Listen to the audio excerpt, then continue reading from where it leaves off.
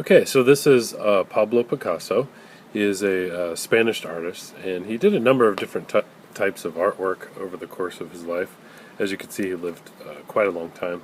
Um, Not just painting, but also some photography, sculpting, a number of different things, and he explored a lot of different art movements as they were happening. Most notably, Cubism, where you break down paintings and things into their more simple geometric shapes. So let's take a look at the first slide. This is Pablo Picasso's Guernica, which is actually, well, it's arguably one of Picasso's most famous work.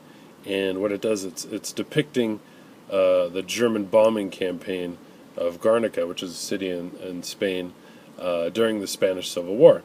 There was a lot of political unrest in Spain. This is before the Second World War, and Francisco Franco, who was a fascist, was rising to power. Anyway, so this is Pablo Picasso's political piece, very modern style, and this is it shows a lot of what Picasso was doing at this time with Cubism, and that's breaking down shapes into different, or breaking down figures into all these weird, different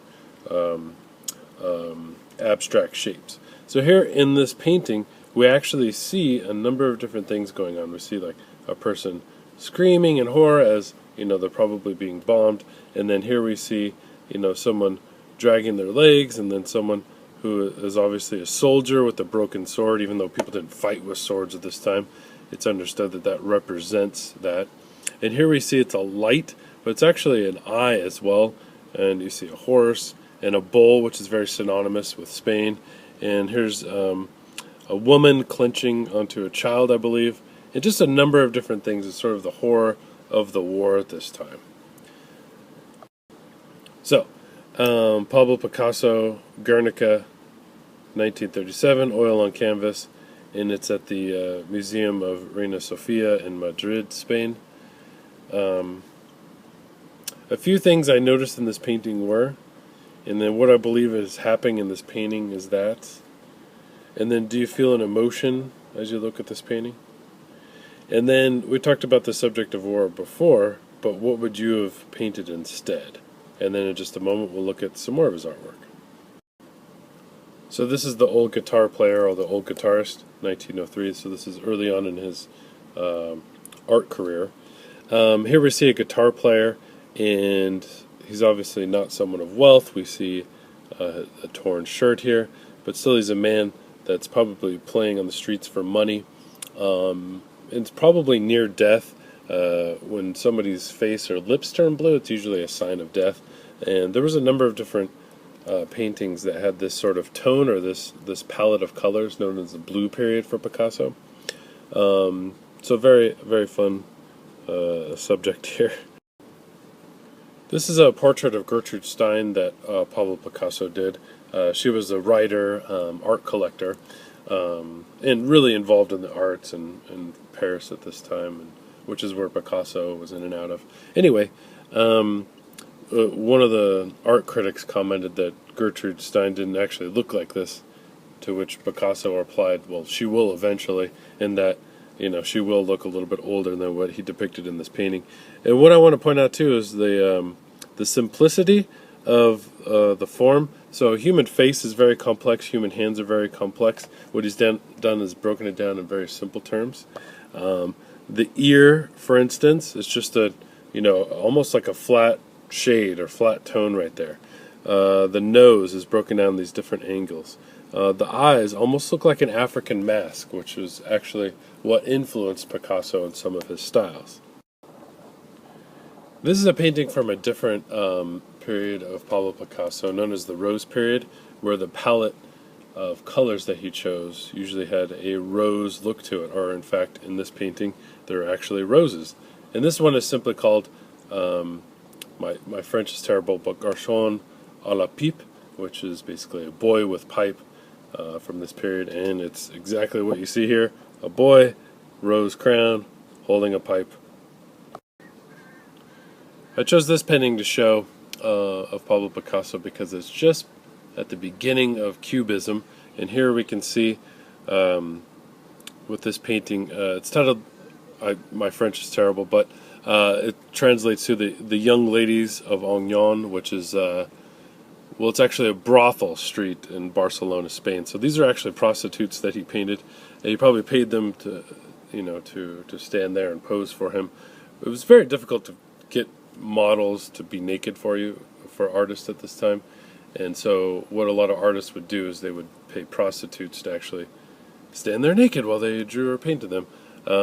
If you saw the movie Titanic, Jack, Leonardo DiCaprio's character talks about it. So anyway, enough about that.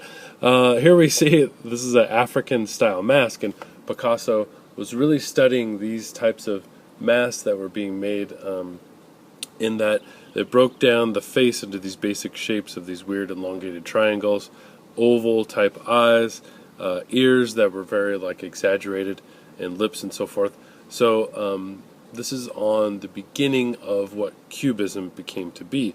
And here we could see, with this woman here, there's slight African features there, but with the other women, it's just using the features of the masks, but making it with flesh tones, and breaking down even like breast, pelvis, those types of areas in these very basic geometric shapes.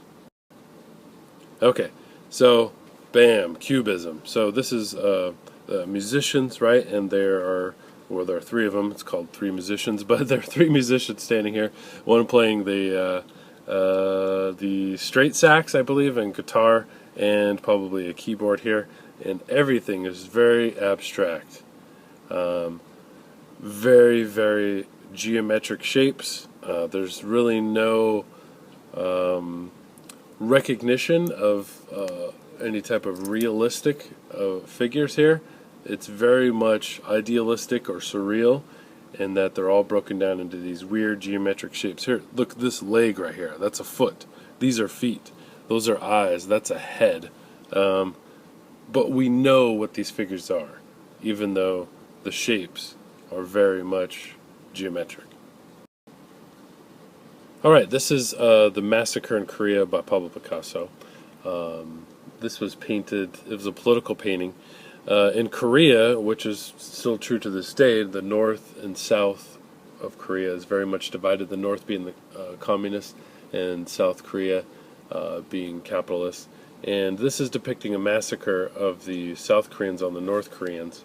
And here we see, it's very much in the spirit of Francisco Goya's The 3rd of May, which is another painting in Spain where troops fire upon civilians, and it's very much meant to reach that appeal to emotions from the audience. Here we see, children and mothers, all standing there, sort of like, this woman is just sort of like giving up. This child is running. The innocence of all these little kids shielding their faces. And here we see these soldiers.